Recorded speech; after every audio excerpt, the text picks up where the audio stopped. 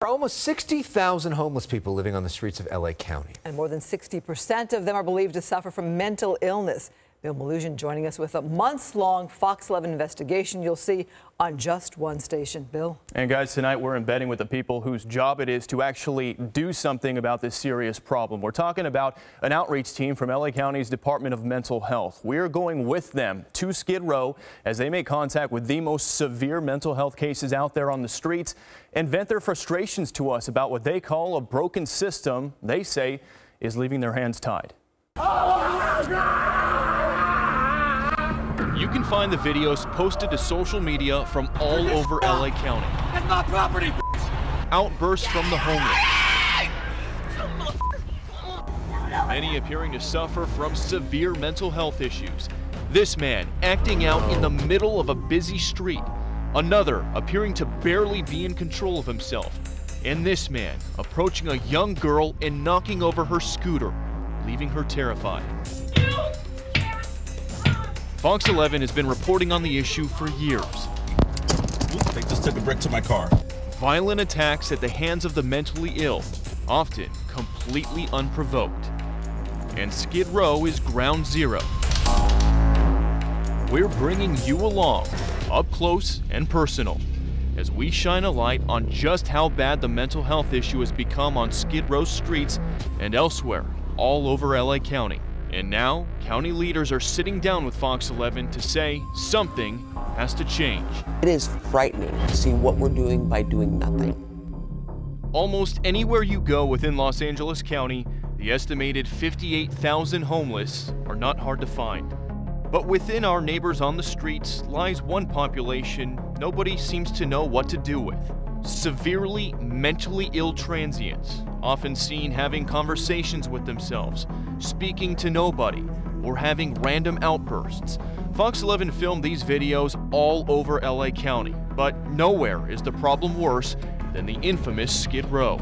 These images paint a sad picture of the ongoing situation on our streets, a mental health crisis some believe has been left unchecked, a crisis this LA County team is tasked to help fix. We're working with really limited resources, and we're doing the best we can. This is the Department of Mental Health's Homeless Outreach and Mobile Engagement Team. We can't solve 58,000 people homeless, but we are working to work with those individuals that have been sitting on these bus benches forever and a day. They allowed Fox 11 to tag along as they build relationships and help Skid Row's most vulnerable. What's your doctor's name, Jeff? Those they engage with aren't always receptive to their offers for help.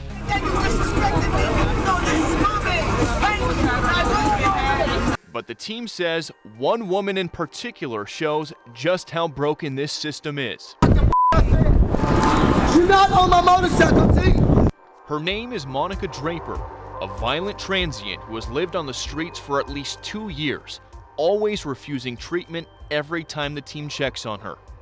She's severely mentally ill. According to documents obtained by Fox 11, Draper was arrested in 2016 for felony vandalism and was later placed on probation. When she violated that probation in 2018, she was ordered to be examined by a psychologist. She was released back to the streets, and just weeks after we filmed this video of her, she was rearrested for violating her probation and brought back to jail. Documents show as of September, she's being held with no bail and was ordered to be evaluated by a psychiatrist yet again. The team says it appears she's never received mental health treatment. The system has kept her in a revolving door of jail and the streets for years. The system wasn't built for these type of individuals. It's really easy to be like, why aren't you doing anything? With what? With what resources? The county team says lengthy wait lists mean there just aren't enough hospital beds available for the severely mentally ill. And even if they believe they have to involuntarily commit someone to a hospital, it's an arduous process. People have their civil liberties, and they have to meet really strict legal criteria. Criteria that LA County Supervisor Catherine Barger believes has to be changed. The system as it stands right now is broken. She sat down with us for a frank conversation. Recently, we've seen a lot of lip service from public officials talking about what they're doing to fix this problem. Why does it seem like it's getting worse rather than better. I understand the lip service, and I can tell you that the bag's under my eyes because I do lose sleep over this, and I have been very aggressive in working on it. For anyone that thinks that you just pull them off the street and hospitalize them, they have rights. Many of those rights come from California's LPS Act, which Barger believes needs to be changed. Since 1967, when it was signed into law, the LPS Act has allowed mental health patients in California to refuse treatment on the basis of protecting their civil rights and due process. The very thought that LPS was put into place to protect people's rights, in fact, I would argue that it's abusing people's rights now. There is one thing that might help. Barger tells me California is working with the federal government to enter into a waiver which will allow hospitals to bill Medicaid for mental health beds. Why is that significant? If you have 16 or less beds, you can bill Medicaid, but 16 or more, you are not allowed to get any reimbursement. So no hospitals want to build their capacity because there's no revenue stream. Say you house the people who are here now, but what's stopping more people from streaming in because they like the weather or the laws are different out here? That is a problem, and I hope that my colleagues across the state hear that, because I don't think any of us want this to be a destination for those that want to check out. And when we gave Barger the paperwork associated with Monica Draper's situation, she agreed. The system is failing her and many others.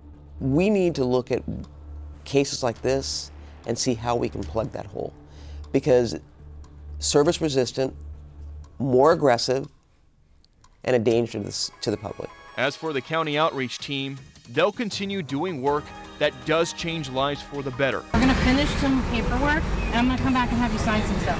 Because this is happening. You're gonna get your place. They were able to find housing for this homeless man suffering from mental illness. A small victory in the ongoing crisis in LA streets. We better figure this out pretty darn quick.